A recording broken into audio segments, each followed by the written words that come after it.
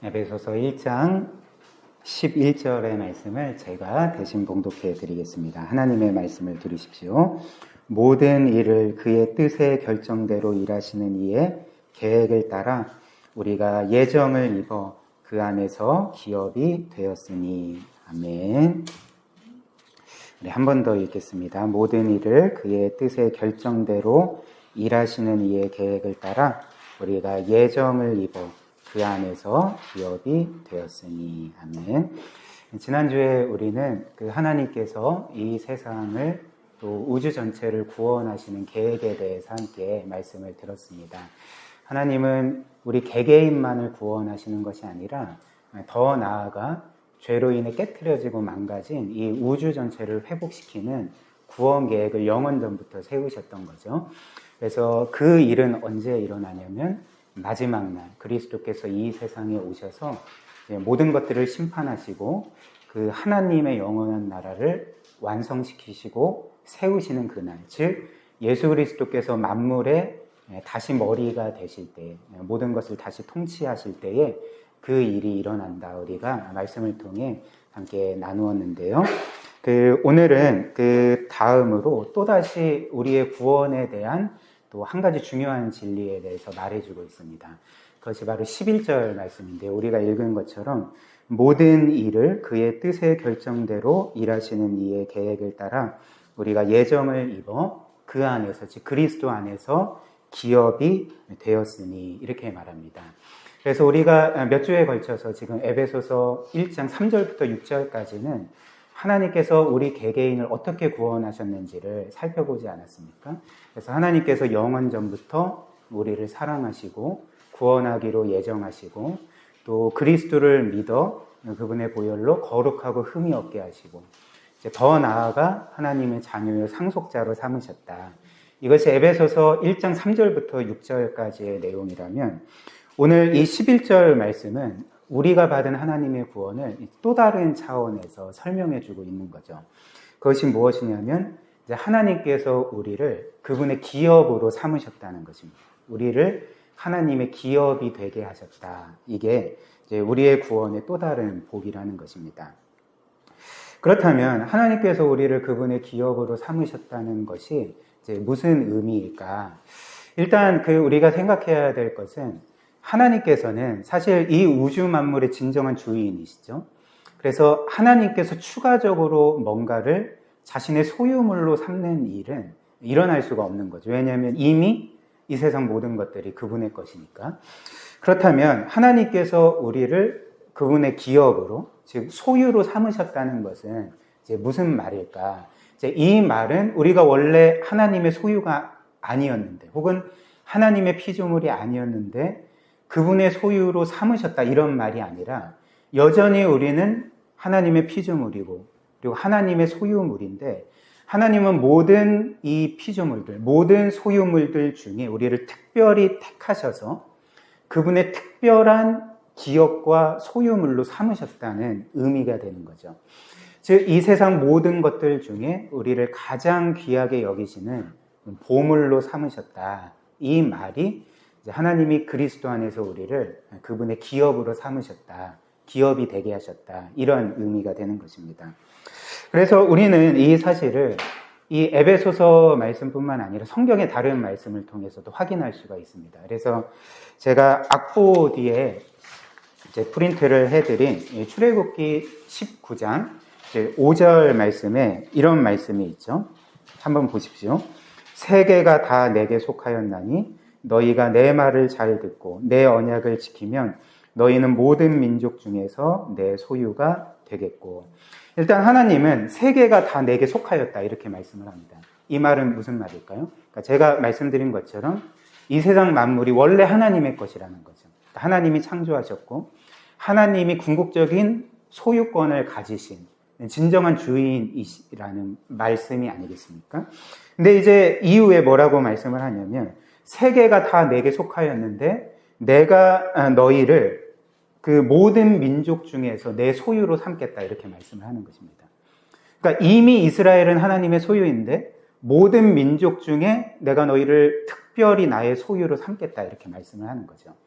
즉 모든 민족들 중에 이스라엘 백성을 가장 특별하고 가장 소중한 보물처럼 삼아주겠다, 이런 말씀을 하고 계시는 것입니다. 그리고 다른 성경도 이와 동일한 사실을 우리에게 알려주는데요. 신명기 32장 한번 보십시오. 9절입니다. 여호와의 분깃은, 여기서 분깃은 기업이라는 말과 똑같은 말입니다. 여호와의 기업 분깃은 자기의 백성이라. 야곱은 그가 택하신 기업이로다. 그러니까 단순한 기업이 아니라 많은 기업 중에 하나님이 특별히 택하신 기업이다, 이렇게 말씀을 하고 있는 거죠. 신약으로 넘어와서 베드로전서 2장 9절도 똑같은 사실을 우리에게 알려줍니다. 그러나 너희는 택하신 족속이요 왕 같은 제사장들이요 거룩한 나라요 그의 기업 소유가 된 백성이라. 그렇기 때문에 그 하나님께서는 지금 우리를 기업으로 삼으셨다, 기업이 되게 하셨다라는 것은 그분의 특별한 소유물, 가장 소중히 여기고 가치 있게 여기는 보물처럼 우리를 삼아주셨다, 이런 말이 되는 거죠. 우리도 마찬가지 아닙니까? 여러분들도 여러분들의 소유물들이 있을 것입니다. 작은 것으로부터 큰 것에 이르기까지 우리는 많은 것들을 소유하고 있고, 그 중에 어떤 것들은 우리가 마치 소모품처럼 여겨서 그냥 막 사용하는 물건들도 있고, 그러나 어떤 물건들은 행여나 그 흠집이라도 날까봐 애지중지하면서 가장 소중히 가치 있게 마치 보물처럼 여기는 그런 것들이 있지 않겠습니까? 근데 하나님께서 우리를 이제 그런 보물로, 그런 기업과 분깃으로 삼아주셨다, 이렇게 말씀을 하고 계시는 거죠. 특별히 구약에서 기업 혹은 분깃이라는 것은 이 맥락이 있습니다. 어떤 맥락이냐면, 하나님께서 이스라엘을 가나안 땅으로 인도해 주시고 어떤 일을 하실까요? 각 지파에게 땅을 배분해 주시는 거죠. 그래서 모든 지파와 백성들에게 각각 소유할 땅을 배분해 주시는데, 하나님께서 그들에게 배분해 주시는 땅을 가리켜서 이제 그들의 기업, 이제 분깃이라고 불렀던 거죠. 그리고 이것은 하나님께서 주신 것이기 때문에 사실 영원한 기업 분깃입니다. 그러니까 누구도 빼앗을 수가 없고 또 빼앗기거나 잃을 수도 없는 거죠. 물론 어떤 사람이 어떤 경제적인 위기 때문에 자신의 땅을 팔 수도 있겠지만, 그러나 율법에 따르면 희년때에 다시금 그 땅을 되돌려 받을 수가 있었습니다. 그러니까 뭘 이야기를 하냐면, 하나님은 그들에게 이 기업을 주실 때, 분깃이라는 땅을 주실 때 그들에게 영원히 속하는 기업으로 주셨다는 거죠.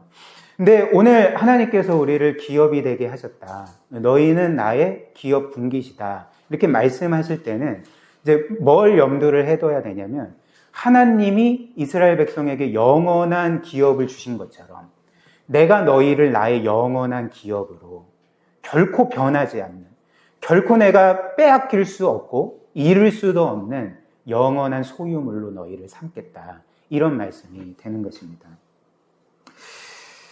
사실 우리는 그 인생을 살면서 때로는 어떤 실패를 경험하기도 하고, 또 이런 치열한 경쟁 사회를 살면서 마치 내가 이 세상이, 이 사회가 나에게 요구하는 기준에 못 미치는 것과 같은 그런 생각에, 아, 나는 이 세상에서 별로 가치가 없는 것 같아, 나는 소중한 것 같지가 않아, 나는 귀한 사람이 아닌 것 같아 라는 그런 낙심에 빠질 때가 있을 것입니다. 그리고 신앙생활에서도 마찬가지죠. 우리가 때로 죄를 짓고 또 영적으로 실패하기도 하고, 그로 인해서 낙심하고 절망할 때는 내 자신이 영적으로 과연 소중한 사람인가, 가치 있는 사람인가, 이런 의구심에 빠질 때가 있지 않겠습니까? 그래서 늘 우리는 이런 우리의 존재의 가치에 대해서, 내가 정말 소중한 사람인지, 가치 있는 사람인지, 그것으로 인해서 늘 고민하고 때로는 낙심할 때가 많다는 거죠. 그러니까 저도 그것은 마찬가지입니다. 그런데 오늘 하나님께서 우리에게 말씀해 주시는 바가 무엇일까요? 우리가 이 세상에서 뭔가 남들이 원하는 성공을 이루지 못한다 할지라도, 실패를 경험한다 할지라도, 그리고 뭔가 세상의 기준에 못 미치는 것 같은 생각을 가질지라도, 또 영적으로 죄를 많이 짓고 실패를 많이 한다 할지라도, 하나님께서 우리를 바라보실 때는 보물처럼 바라보신다는 거죠. 이 세상 그 어떤 것보다 너희는 귀한 사람들이다. 내가 너희를 이 세상 모든 것들 중에, 이 세상 아무리 훌륭하고 탁월한 것이 있어도 이 세상 모든 것들 중에 나는 너희를 가장 소중히 여긴다. 이 세상의 모든 것들 중에 너희를 영원한 나의 기업으로 삼았고 영원한 나의 보물로 삼았다. 이렇게 우리에게 말씀을 주고 계시는 거죠. 그래서 성경은 이것이 바로 우리의 진짜 정체성이라고 말을 하고 있습니다. 이 세상이 우리를 규정해주는 정체성이 아니라, 혹은 내가 내 자신에 대해서 내리는 나의 정체성이나 존재의 가치가 아니라 하나님이 나에게 내려주시는 정체성이 진짜 정체성이 아닙니까? 또 하나님께서 나에게 그렇게 가치 매겨주시는 나의 존재의 가치가 진짜 가치가 아니겠습니까? 그러니까 하나님은 우리를 이 세상 최고의 보물이다라고 선언해주고 계시는 거죠. 특별히 성경은 우리의 값어치에 대해서 어떻게 말하고 있는지 아십니까? 성경이 우리에게 이렇게 말하죠. 하나님께서 우리를 그리스도의 핏값으로 사셨다. 교회를 그분의 핏값으로, 생명값으로 사셨다. 그러니까 우리의 가치는 예수 그리스도의 생명값인 것입니다. 예수 그리스도만큼 하나님은 우리를 너무나도 가치 있게, 보배롭게, 영원한 보물로서 여기시고 우리를 기뻐하신다는 거죠. 이것이 오늘 우리에게 주는 이제 첫 번째 메시지인 거죠. 근데 하나님께서는 우리를 이렇게 영원한 기업으로, 보물로 삼으셨을 뿐만 아니라 이제 실제의 삶에서도 우리를 하나님의 보물에 합당한 자들로 빚어가시는 거죠. 그래서 우리를 이 성화의 과정을 통해 점점 더 예수 그리스도 닮은 모습으로 빚어가시고, 그리고 그 은혜의 여러 수단들로 인해 우리를 거룩하게 만들어 가시고, 또 우리가 본 것처럼 마지막 날에 그리스도로 말미암아 구원이 완성될 때 이제 우리 자신을 영화롭게 만드셔서 정말 진짜 보물과 같은 사람으로 우리를 변화시키실 것이라는 것이 바로 성경이 우리에게 약속하는 바라는 것입니다. 그 다음 11절은 하나님께서 우리를 그분의 보물로 삼으신 것이 하나님께서 영원 전부터 뜻하시고 결정하신 일임을 우리에게 알려주고 있습니다. 그래서 11절을 다시 한번 보시면 이렇게 말씀을 하죠. 모든 일을 그의 뜻의 결정대로 일하시는 이의 계획을 따라 우리가 예정을 입어 그 안에서 기업이 되었으니, 이렇게 말합니다. 그래서 이 11절은 하나님에 대해서 그리고 우리에 대해서 중요한 두 가지 사실을 알려주고 있습니다. 이렇게 첫 번째는 무엇이냐면 하나님께서 우리를 구원하시고 그분의 자녀로 삼으시고 우리의 가치와 전혀 상관없이 그분의 영원한 보물로 삼아주신 원인은 우리에게 있지 않다는 거죠. 즉 우리가 하나님 보시기에 보물 같다거나 혹은 훌륭하거나 선하거나 의롭다거나 혹은 죄를 짓지 않는다거나 뭐 이런 등등의 이유 때문에 우리를 자녀 삼아주시고 기업 삼아주신 것이 아니라, 사실 우리는 우리 편에서 나는 왜 구원받았을까라는 질문에 결코 답을 발견할 수가 없습니다. 그렇다면 지금 성경이 우리에게 말하고 있는 하나님이 우리를 기업 삼아주신 이유를, 그 근거를 뭐라고 말하고 있을까요? 그러니까 영원 전부터 하나님께서 그렇게 하시기로 뜻하시고 결정하셨다. 이게 이제 성경의 답인 거죠. 우리로서는 하나님의 어떤 호의도 받을 자격 없는 죄인일 뿐이지만 하나님은 우리 죄인을 구원하시기로 뜻하셨고 그리고 결정하셨기 때문에 우리를 구원하셨다. 성경은 우리에게 이렇게 말해주고 있다는 것입니다. 그리고 특별히 이 하나님의 뜻을 9절 말씀은 하나님의 기뻐하심이라고 말하거든요. 그래서 하나님께서 우리를 구원하시기로 뜻하신 그 이유를 한 게 우리에게 알려주는데, 그것을 하나님이 기뻐하셨다 이렇게 말하는 거죠. 9절 한번 보십시오. 우리가 읽진 않았지만 이렇게 말하죠. 그 뜻의 비밀을 우리에게 알리신 것이요 그의 기뻐하심을 따라 그리스도 안에서 때가 찬 경륜을 위하여 예정하신 것이다. 하나님의 기뻐하심을 따라 그리스도 안에서 이제 우리를 구원하시기로 예정하시고 우리를 기업으로 삼아주셨다. 이 말이 되는 거겠죠. 우리는 종종 말씀드린 것처럼 하나님은 나를 왜 사랑하실까? 이런 질문을 할 수도 있을 것 같습니다. 저도 과거에 물론 그때는 정말 내가 주를 만나고 구원받은 이유 그리고 구원의 확신을 가진 그 시기였는데 어느 순간 이런 궁금증이 드는 거예요. 하나님께서 나를 왜 사랑하셨을까? 왜 구원하셨을까? 여러분들은 이런 질문을 해보신 적 있으십니까? 한번 잠깐 마음속으로 하나님께서 나를 왜 사랑하시는지 한번 물어보십시오. 질문해 보십시오. 어떤 답을 내리실 수가 있으시겠습니까? 사실 답을 찾을 수가 없는 거거든요. 왜냐하면 아무리 생각을 해도 내가 착한 것도 아니고 그렇다고 하나님께 정말 무결점의 삶을 살아가는 것도 아니고 그렇다고 하나님께 뭔가 해드린 것도 없는 것 같고 한 거는 죄밖에 생각이 안 나고 불순종밖에 생각이 안 나는데 어떻게 내가 하나님의 사랑을 받을 수가 있었을까? 그리고 내가 구원받을 수 있었을까? 그리고 11절의 말씀처럼 어떻게 내가 하나님의 그 영원한 보물처럼 여김을 받을 수 있었을까? 그러니까 어떤 면에서는 정말 미스테리한 일인 거죠. 결코 답을 찾을 수가 없는. 근데 오늘 말씀이 우리에게 어떻게 답을 주냐면 하나님이 우리를 사랑하신 것은 하나님께서 우리를 사랑하시는 것을 기뻐하셨기 때문이다. 이렇게 말씀을 하는 거죠.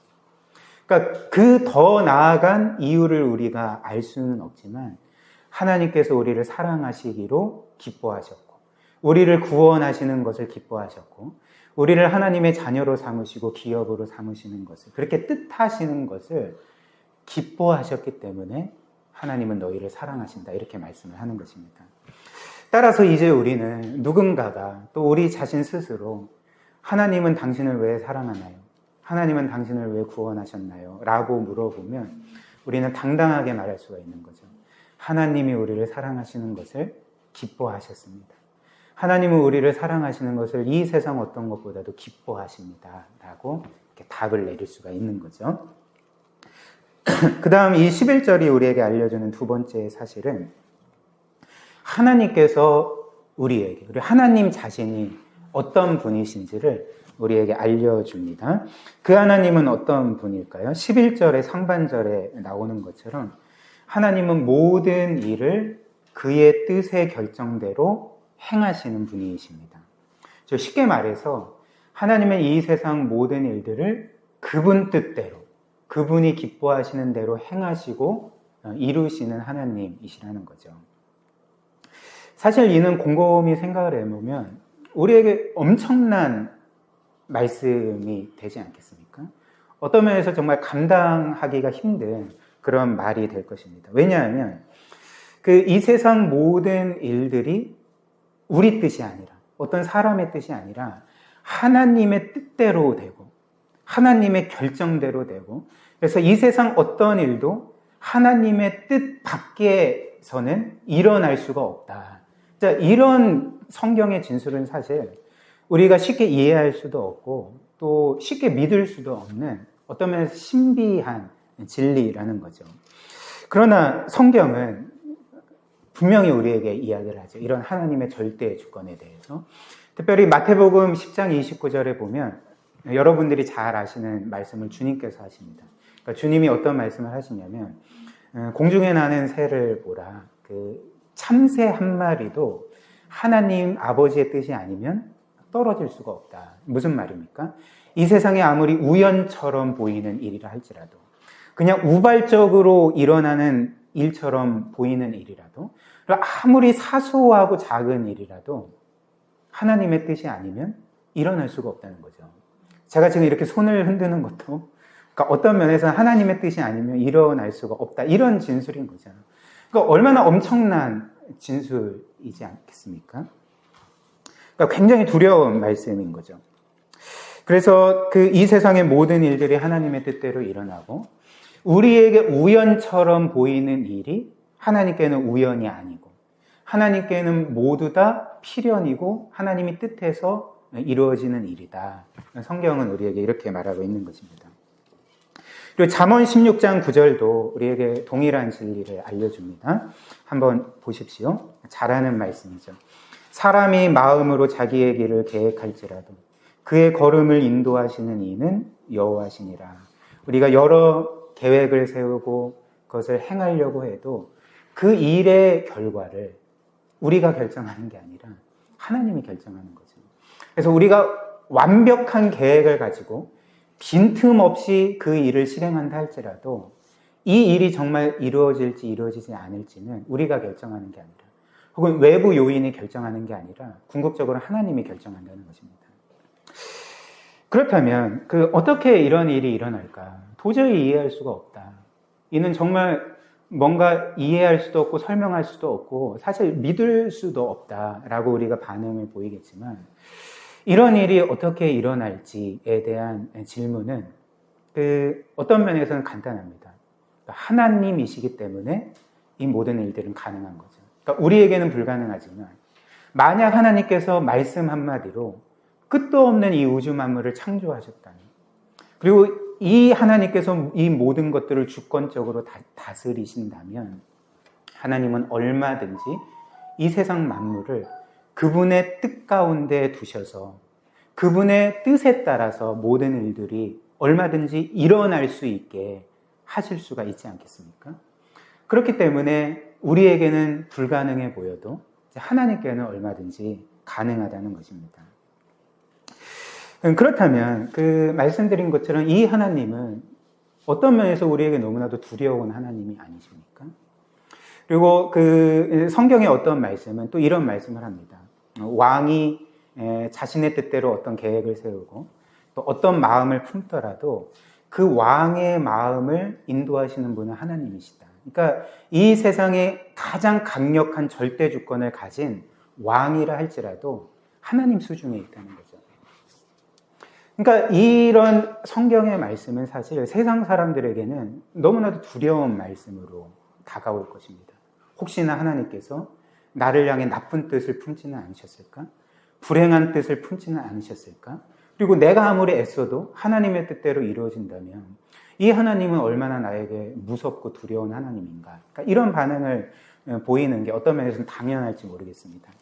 그러나 오늘 성경이 우리에게 말씀하는 바는 세상 사람들에게는 두려운 하나님으로 비칠지라도 우리에게는 이 하나님, 절대 주권의 하나님이 결코 두려운 하나님으로 다가올 수가 없다는 거죠.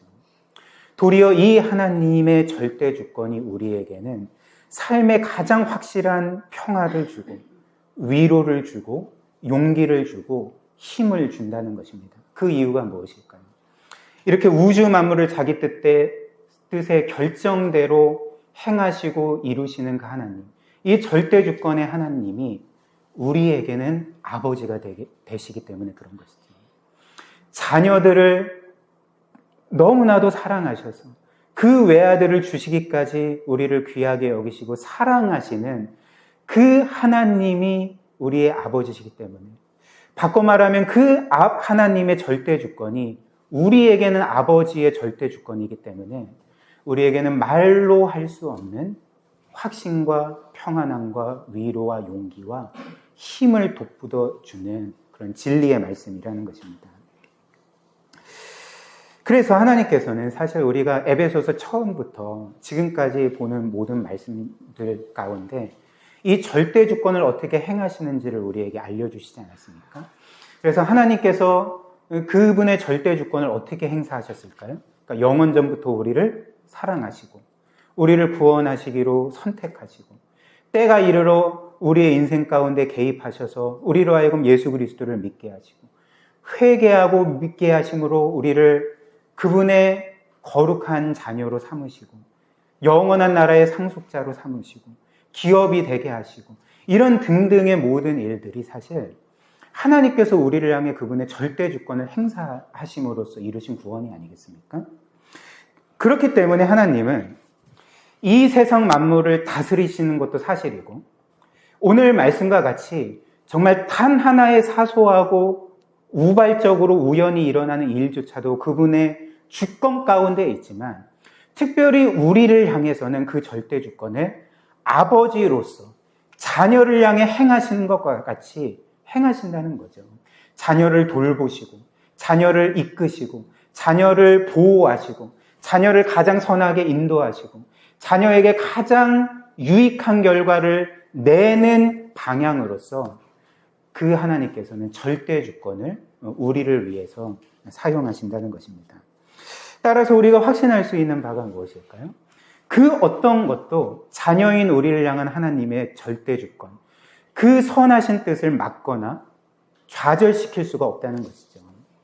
우리의 죄와 실패도 우리를 향한 하나님의 선하신 뜻을 좌절시킬 수가 없고, 다른 사람들의 죄와 또 여러 악한 시도들도 우리를 향한 아버지의 선한 계획과 뜻을 취소하거나 막을 수 있거나 좌절시킬 수가 없다는 것입니다. 이를 우리가 어떻게 확신할 수가 있을까요? 그러니까 성경에는 그런 예들로 넘쳐나기 때문에 그런 것이죠. 그 중에 한 가지를 꼽으라면 여러분들이 잘 아는 그 요셉 이야기를 들 수 있을 것입니다.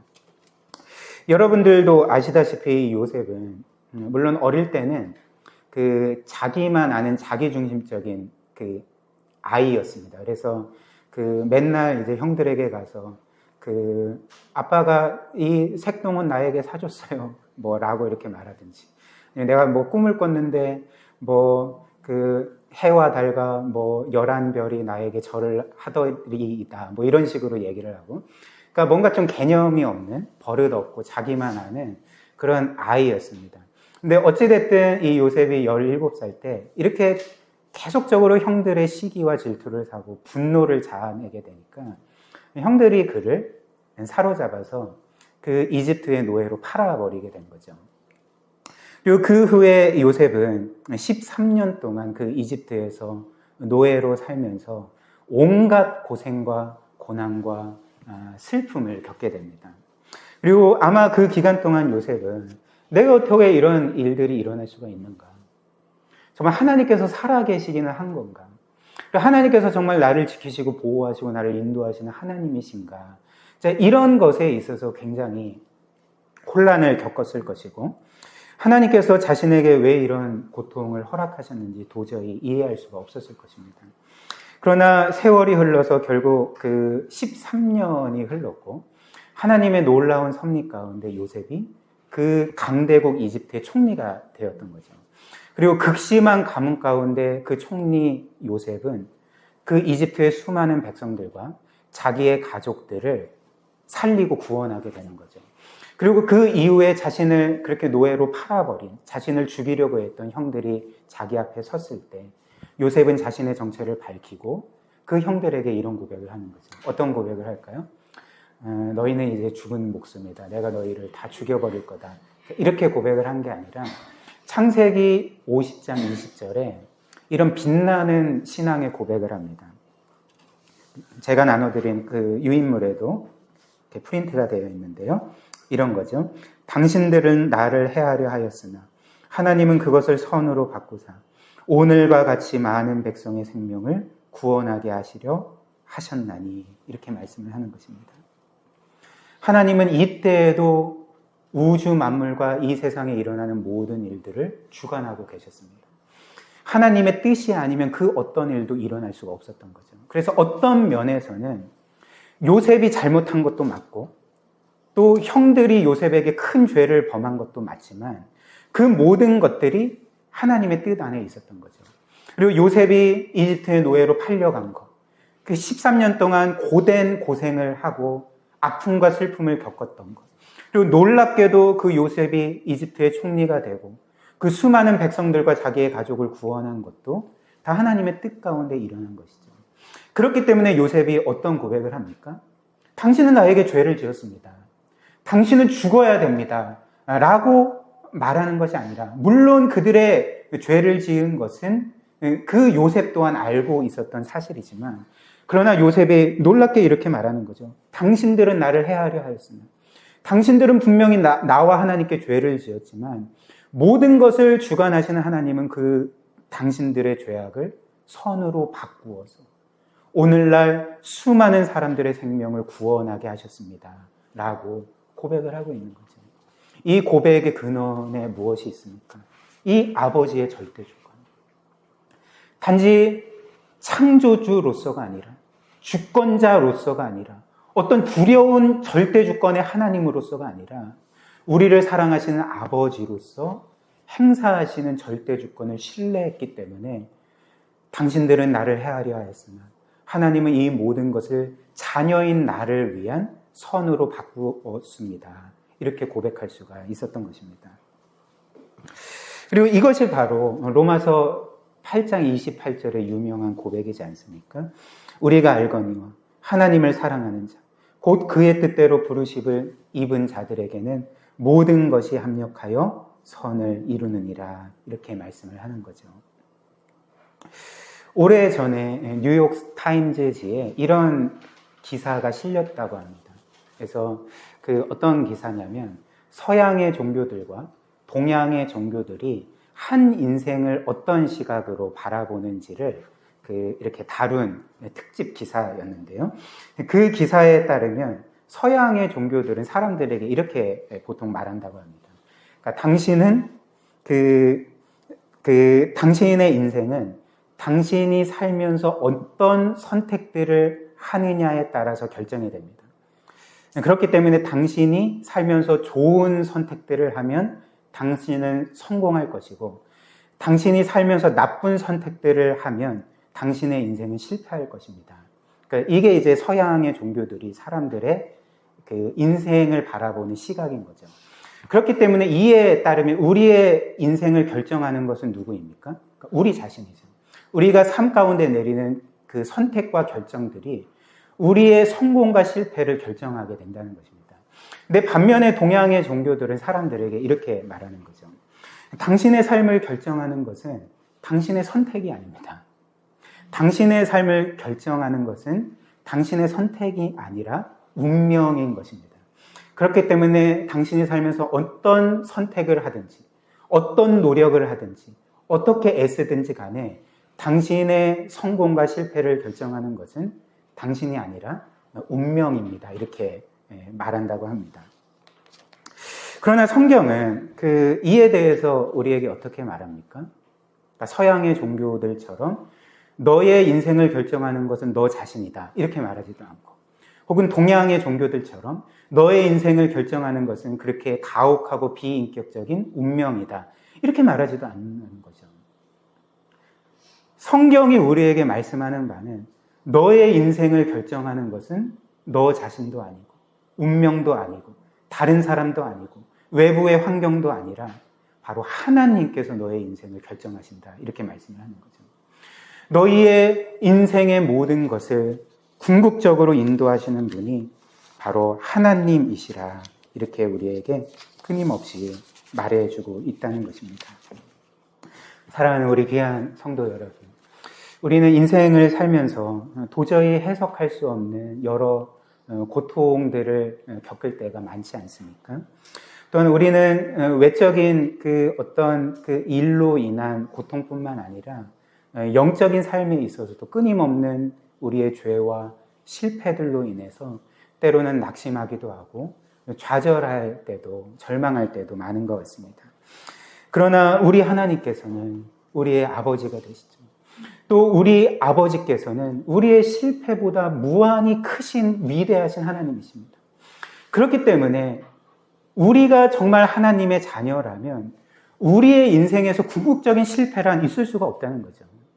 우리가 당장의 삶 가운데 실패하는 것처럼 보일지라도, 그게 세상적인 의미에서든지 영적인 의미에서든지 우리가 실패하는 것처럼 보일지라도, 우리가 정말 그리스도 안에서 하나님의 자녀라면, 하나님께서 우리의 아버지가 되시고 우리를 향해 그분의 절대 주권을 행사하신다면 우리의 인생에서는 궁극적인 실패는 없습니다.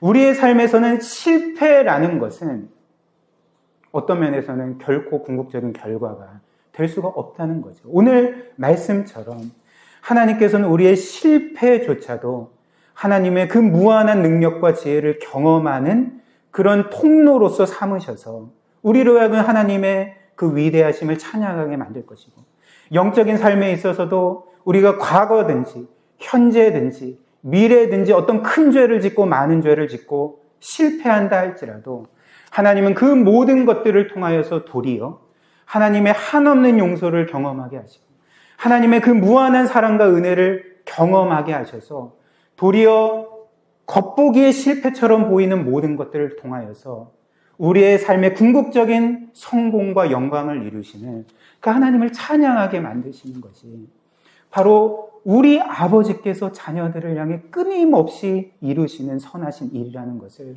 우리가 기억해야 한다는 것이죠.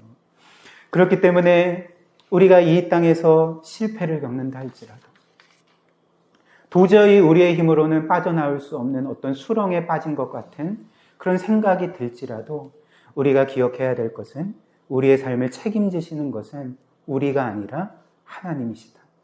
아버지께서 우리의 삶을 이끄실 거다. 아버지께서 우리의 삶을 인도하실 거다. 그래서 당장 내 눈에 보이지 않을지라도 아버지께서는 나의 삶에 가장 선하고 영광스러운 것을 이루실 것이다. 이 사실을 믿을 때에 우리는 정말 이 세상 어떤 것도 줄 수 없는 삶의 확신과 평안함과 위로와 용기와 힘을 얻고 하나님을 향해 넉넉하게 살아갈 수가 있을 것입니다. 이런 귀한 믿음과 은혜가 우리 사랑하는 모든 지체들에게 풍성하게 임하기를 주님의 이름으로 축복합니다.